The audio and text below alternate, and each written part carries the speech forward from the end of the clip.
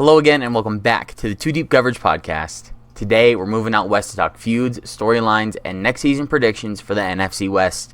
We've already gone over the North in each division and we'll be covering each one before the draft. So go ahead and check out each of those podcasts right here on this channel after this episode. Be sure to like this video, subscribe, and let me know what you think will happen next season down in the comments below. We're going to be going over all 4 teams in the division today, so let's get right to it. But first, I have to talk to you about my friends and partners at W Energy. Since 2021, they've been making the safest, cleanest, and best crash-free energy drink on the market. This American-made, clean formula energy drink is made to give you a long burst of energy and concentration with no crash or slump afterwards. All flavors are unique and custom made by W, so you'll never taste our flavors anywhere else. With zero sugar, no fillers or artificial colors or dyes, no secret or hidden ingredients, and of course being gluten-free, W is the best drink to hit the market in years. With every drink averaging out to be just $1 each, your pocket and body will thank you for making the switch to W Energy. Be sure to use the link in the description to get your starter sampler pack today with an extra 10% off using my code TWIZZLER. It's like the candy, but with a 2 Whizzler. Add some energy and focus back into your life with W Energy. So guys, today, just like every other day with these videos, we're going to start with the worst division in the division, and we're going to go up to the top, and we're going to kind of go over the storylines, especially since the better teams usually have less to talk about. We really don't have to worry as much about them. But anyway, let's get into it. Let's start with the San Francisco 49ers today, guys, okay? The 49ers during this offseason have pretty much lost the whole roster. Everybody seems to be leaving, whether it's for a new team, retirement, a new contract. You know, like Juszczyk had to come back for a new contract, basically. They let his old one walk. So what are you going to do? You got to take a pay cut if you want to keep playing, especially when you're a fullback and no teams have a fullback. Okay, but everybody's left. Okay, and the biggest things that for me, it says like these key defensive players are gone. Greenlaw, Ufunga, okay. Like a lot of people say, there's certain players that the 49ers want nothing to do with, whether it's Debo and his drama or his contract or his production, whatever you want to say it is, or Ayuk, you know, this new contract, he breaks his leg, they don't want him. They want to get rid of him, essentially. So they've lost a lot of players, probably 10 or 12 key players, whether they're, you know, losing 12 out of your 53 is a lot. You lose a quarter of your roster, you know, a third of your, or a fifth of your roster. That's quite a bit. You know, I think that it's going to have a pretty big impact, especially even though if you're looking to get rid of older players like Debo and like Ayuk, having like a Pearsall type player to be there, you're not going to get the same production or the same like wow factor out of him as you would Debo or even Ayuk. I know these guys are older, they're on their way out. Plus, money is a problem, especially having to pay Brock Purdy. But I think it's kind of crazy that they just let so many of their people go. They're long-term people, too. I mean, these are long-term people. I don't really understand. I guess, you know, John Lynch is saying, like, hey, we're going for a rebuild. We're looking to reset. We're looking to go in and change who we are. So, they've done it. They've done it. But like I said, with the Brock Purdy contract lingering, is that really the reason why so many players had to leave? I mean, are they going to have to allocate an extra $40, $50, $60 million a year to one guy because he was on such a low contract that these guys that are actually like worth the money and have been around for so long, now they're not able to stay because if they want one guy controlling everything, they're going to have to pay him all this money. They're going to have to. There's no ifs, ands, or buts about this Brock Purdy contract. And I think that, you know, the fact that the quarterback contracts are so large now and Kyle Shanahan is such a good coach that he's put Brock Purdy in successful spots, NFC Championship, NFC divisional games, the Super Bowl. He's put him there to basically be able to negotiate his contract. Even though if he was playing for, like, let's just say another team that used to be in California. They're not anymore, but the Raiders, Las Vegas Raiders. Let's put Purdy on the Raiders for the past 4 or 5 years. Do you think that he's getting to two Super Bowls, NFC championships, all this stuff deep into the playoffs? I just don't think so. I think it has to do with coaching, the team, even the front office, right? So I think that this Purdy contract is probably going to actually put the 49ers in quite a bit of a hold, and that's what it seems like is going to happen. I mean, just last year when they didn't have as much talent out there on the field, or Brock Purdy had to do so many more things, he was throwing duds, throwing interceptions all over the place. And that hurts. It doesn't help anything when your quarterback, who's a Super Bowl level quarterback, because he's been there, played the game, is throwing interceptions, 2 interceptions a game with less than 5 games left in the year when you're already a fringe team. Pardon this video interruption. We have some breaking news. Come and join the new Twizzler Discord, a place to hang out with friends, make new ones, and find a like-minded community. Find new people to game, chat, or even debate with. We have everything you want and need, from Minecraft, Call of Duty, Fortnite, GTA, and our special areas to watch and talk sports. Be sure to join today and stay up to date with the community and all the content we have. Follow the Linktree link in the description, and we'll see you soon. Back to the video. All right, guys, I don't really know where we're at, but let's pick off with the next point I have. So with Purdy throwing these interceptions, what is going to happen to him in a few years when the O-line starts to deteriorate, when their players are gone?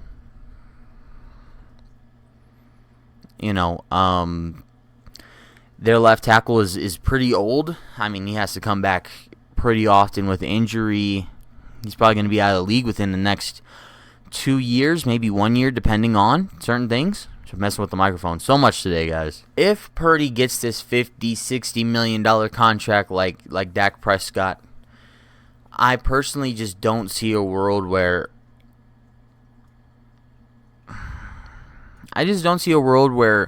the Niners will be successful.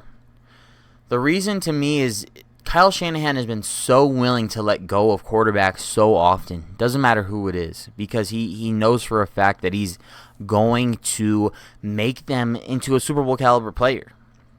Jimmy G. I mean, it seems like no matter what, the 49ers have this ability to make whoever is their quarterback the best quarterback in the NFC every so often. So we'll see what happens. We'll see what happens this year.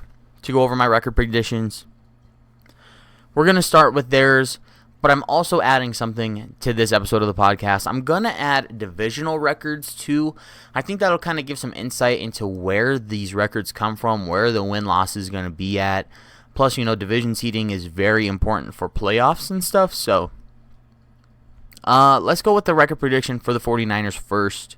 Since they were the worst team last year, since they've got rid of so much utility, since last year their utility was already kind of low and lacking, plus the Purdy situation lingering over everybody's head, whether it's going to be going into the season, that he got a bunch of money and is going to have high expectations, or he didn't get paid what he wanted and now he has even higher expectations to come and earn the money.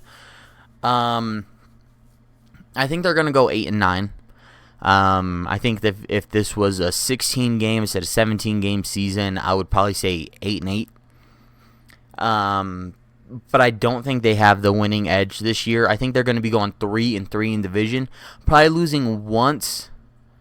I don't want to say once to each team. I want to say they'll lose twice to a certain team. But they'll probably beat the Cardinals just because it seems like the Cardinals can't win in division very often. And we'll be going over that in a minute. And then probably against the Seahawks. But they're probably going to lose both games to the Rams, a game to the Seahawks. So they're going to go 3-3. But yeah, that's my 49ers prediction. Kyler Murray's time to shine. He's been in the league for way too long. I think it's pretty consensus across the league, across, talking heads, across everybody, that he's definitely skilled enough. He has the skill set that people look for in the NFL, a good arm, able to read the field, mobile. But I think, whether it's his height, maybe it's his dedication, there's been a lot of talk about that over the years with his Call of Duty stuff. Will Kyler Murray become the man that people thought he was going to be in the NFL? It was supposed to be like an instant transferable. Yeah, maybe his height will bother some things, but he should be good enough, especially now with Marvin Harrison Jr. on his second year. His stats were so comparable to his dad's that it's pretty crazy. So guys, this is what I wanted to go over really quick, especially with the Cardinals, because I think this is going to be the thing that sets them apart. Okay, Marvin Harrison Sr., Hall of Famer, one of the best receivers to ever do it. I mean, I remember watching him growing up. It was unbelievable. The thing this guy would do on the Colts. I mean, it's unreal. But his son, very, very, very similar things: targets, receptions, yards, touchdowns, reception yards per game, and even the one fumble. Like, what a weird little stat to have, like just one fumble, right? And they both had that in their rookie year. I think that Kyler Murray needs to take advantage of the trajectory that Marvin Harrison Jr. is on. He's on a Hall of Fame projection status, especially since his dad's ability should translate biologically. Plus, he watched so much. Plus, I'm sure he has him as a coach. Just look at the numbers. They need to translate this. I mean, really, it's Kyler. I keep calling him Kyle, like he's punching holes in the walls with monsters and shit. But Kyler Murray, he's got to take advantage of this kid. I mean, plain and simple. He's been in the league long enough to where literally last season people were like, okay, what happens in the draft if this player becomes good enough, that player becomes good enough? What happens if Arizona, finishes low? Are we trading out of Kyler Murray and getting a new quarterback? Like, there hasn't been enough upside off Kyler Murray, and there hasn't been enough downside to really make that decision yet. And maybe, Kyler Murray will be like a 15-year NFL quarterback. He didn't really get into it until year 6 or 7, and now he's getting some good players. They have the tight end too. So you can see the projection that he's on, and you can see that Kyler Murray definitely has the weapons to get it done. I'm just wondering if it's even something that it has to do with Kyler Murray, if it has to do with the ownership, with coaching. But before we get there, the Arizona Cardinals just signed their tight end to the one of the highest tight end contracts in the league. 120 catches or something last year. Or not that many, because Jamar Chase had the Triple Crown with less than that. So I think he had 102 catches, 101 catches, a lot of catches. A lot of receiving yards. The kid is going to be Kyler Murray's backbone, where Marvin Harrison Jr. is going to be the guy that gets him over the edge. Is going to be the one that takes him to the game winners, right? But outside of all those guys, let's get into the ownership now. I know that was a pretty quick transition, but probably one of the worst teams in NFL history, one of the oldest as well. With the littlest amount of success. No championship wins. I think there's only been the one appearance from them with Kurt Warner when he was in the twilight years of his career. The Cardinals are just not a very good team. Whether it's, the facility, they're not able to bring enough people to say, hey, I want to come to Arizona. Even though the weather is great out here in the Southwest, I'm sure they have plenty of what they need. The Cardinals have plenty of money to do everything. There isn't enough there. It's a small market team in Phoenix. You don't have the glitz and the glamour. You're not close to the beach. You could go to Mexico, I guess. That's pretty close, but you're in the desert. It's hot. During the summer, you have to literally run away from home just to try and survive. So it's kind of a tricky situation to try and get some of these good players over to Arizona, especially in a division that's so good. Would you rather play for Arizona, or would you rather play for San Francisco, or would you rather play with Sean McVay in Los Angeles with the Rams? Would you rather go up to Seattle and play there? I think that is very hard for a lot of people, especially these big-time players that have been, going to Alabama, the biggest football school there is, or going to, USC, Florida, going to some of these places that are just jaw-dropping to live at and be in. To go to Arizona, I think, is kind of a shell shock that a lot of people maybe aren't willing to even do. If they have a choice between the Jets and the Cardinals, they might win 6 more games on the Cardinals, but if you're not going to win a Super Bowl either way, I'm going to go live in New York. I'm not going to live in Phoenix. But, it just depends on who you are, I guess. So, I think that's some of the problem, is just that the Cardinals don't have enough, star power to bring them, what they need. Like, think of Devontae Adams. Like, Devontae Adams would have fit well on a lot of teams, but do you think that he wants to go somewhere towards the end of his career that he doesn't like? He's from LA. He went to college at Fresno State. Like, do you not think that they want to go where they want to go, especially when they're already millionaires? All right, guys, let's move on to the Cardinals' season record predictions. I think now a lot of these are going to seem very similar in this division. This is how I've kind of noticed throughout my life how this division kind of goes. Unless one team is pretty low on the totem pole, which the next one coming up is going to be that. But we're going to go with 9-8 for the Cardinals. I think that they're a team that's on the right track. I think this year if they win 9 games, next year they can win 12. I don't think that 9 games is going to be necessarily bad, but like I said earlier, I think they have a hard time in division. I think they're going to go 2-4. They're going to beat the Seahawks once, and they're going to beat the 49ers maybe once, maybe the Rams. But like I said, the 49ers are going to split the division 3-3. So we'll see how that breaks down. The thing is, in this division, everybody plays each other tough. There's not a big travel. There's nothing big traveling that hurts anything. Like, the Cowboys have to go to Philly, or they have to go to New York, or they have to go to Washington. They have to travel to Dallas. They have to travel to each other, which, isn't as bad over there for them three. But when you think about the NFC West, I mean, you have 2 of the teams are in California. They're taking their own plane, or the team plane. The flight's like 30 minutes. The Seahawks, I mean, they're, a couple hours away. Same thing with the Cardinals. They're about a couple hours away. So you're never really going to have like a hard time traveling. There's not going to be anything that really sets you back, especially since you play these guys so often. You have a better tape. But I just don't think the Cardinals play well against the Rams. They're outcoached, definitely. They're outcoached against the 49ers as well. And then the Seahawks now, they just have a little bit better quarterbacking. I wouldn't say that their entire roster is any better. We'll go over that here in a second. But 2-4 for the Cardinals in division. All right, guys, moving on to the third team, we have the Seahawks. Now, the Seahawks are third because last year they finished third in division.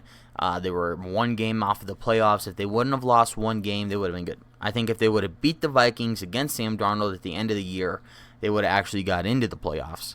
But is Sam Darnold the one to save the day in Seattle? I mean, basically since Russell Wilson has been in and out of Seattle, in and out of the Super Bowl window, same thing with Pete Carroll, it seems like they've been trying to find that, like, okay, let's just try and catch that lightning in a bottle again. That's why they got like a very similar style player with Geno. They have, I think the reason why they maybe not as good is because their running game isn't as solid, even though Kenneth Walker's very good. I just don't think that, he's Marshawn Lynch, and I don't think their defense is Legion of Boom worthy either. But, or Prime Bobby Wagner. There's so much to go over with them, back in the day, but I'm thinking that their mindset is, okay, let's get a good, high-quality quarterback we just watched last year beat up on us. Get a quarterback that you watched beat us up last year. You know that he is capable of playing against, at least against NFC West talent. He went up against the Rams in the playoffs and could have won, should have won, in my opinion, with the way he played all year. I just think that they're trying to get new energy into the locker room. Maybe again with Darnold, they're trying to catch lightning in a bottle. Because in my opinion, that's what he did last year. He caught lightning in a bottle on the Vikings, 2 of the best receivers in the league. We talked about them in the first podcast of this series. Go check that out. The NFC North, talking about them. But, Sam Darnold is going to be in a world of hurt. He's going to have a lot to prove with little help. They got rid of DK Metcalf. He's on the Steelers now, which we talked about them already in the AFC North video. I don't see them as a good fit. But, Sam Darnold now has basically nothing to work with. No Tyler Lockett, no DK Metcalf. A wavering running game compared to the past, their Super Bowl era. A defense that probably needs 3 or 4 pieces to really get there. I think the Seahawks are going to be hurting. I know they got DeMarcus Lawrence from the Cowboys, but it's really about what are you going to expect out of them. It's also like what else do you expect from them too? So I call this the unexpectations. So with Darnold, with a new coaching staff, you can't expect him to play the same way. But you don't really have a choice because that's what they paid you for. So you have to come in and be as good as you were with Kevin O'Connell last year and Justin Jefferson and Jordan Addison. And, you have to put that together in a new place with people that are not even comparable on the same level. Plus, the roster changed so much, and it's getting younger for sure because they're letting go some of their longest tenured receivers, especially on the offense. What are you going to do when Sam Darnold has to be the leader? He's younger. He's like 27, 28 next year. What are you going to do if he's not able to have his voice fall on all of the ears? What if he's not able to cultivate the type of relationship with the right people? I guess I'm looking at it from a negative way, but I get, when I think about the Seahawks and what next year has to bring, this is what comes to mind. And with all of these things, with all of everything I've said already, going on to the record prediction, I have, looks like 7 question marks after this. 7-10. 7-10. I'm not sure, though. Because the thing is that Sam Darnold last year did what nobody thought he could do. And that was not only start all year, but excel in one of the harder divisions in football last year. So like I said, guys, 7-10, but I think they're going to go 4-2 in the division. I think they're going to have a hard time against the rest of the NFL. But I think that Darnold's going to be motivated, especially playing against Shanahan, where he was just at. Playing against McVay, I think those are going to be some good games, but I don't think he's going to be winning against a lot of people, outside of the division, just because it's a different kind of mental game. And I think, with his quote, I was seeing ghosts out there early on in his career that, I'm sure his mental toughness has gone up a lot, but I think that even in the last couple games of the season, you saw it creeping out through his years, kind of fizzling out. So that's what I got for them. And last but not least, the Los Angeles Rams. Stafford is back for blood. There was a lot of contract talk about him. Is he going to move teams? Is he going to go somewhere else? He wants more money. He only wants more money.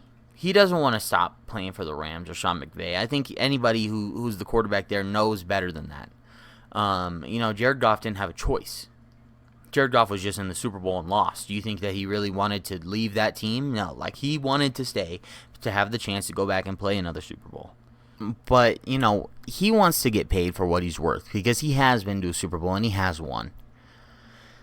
Bringing in Davante Adams is look, we're serious. We need some experience on this side of the ball. We're getting rid of Cooper Kupp.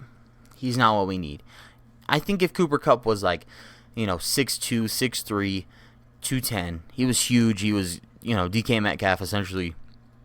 There's no way they're getting rid of him. But he's a shorter guy. He lost a step, maybe half a step. They have Puka. They have their small guy. They have their little guy. They need a go up and get it kind of guy. That's where Davante comes in. That's the kind of player that they've been needing for probably a year or two. And maybe that's why they haven't been able to make that final, walkover. I think that bringing on D-Hop onto the Chiefs is kind of the reason why the Rams did this. It's okay, we don't have to be scared to bring on an older player from a worse team. We don't have to be worried because we're able to bring the talent out of them with our superior team, with our superior coaching. We're able to bring more out of them when, rather than D-Hop on the Titans for a few years. So I think that they're looking to take advantage of their contracts to the younger guys like Nakua because they're trying to get Stafford as much money as he can before he eventually retires. And that's maybe one more year after this. They did another 1-year deal.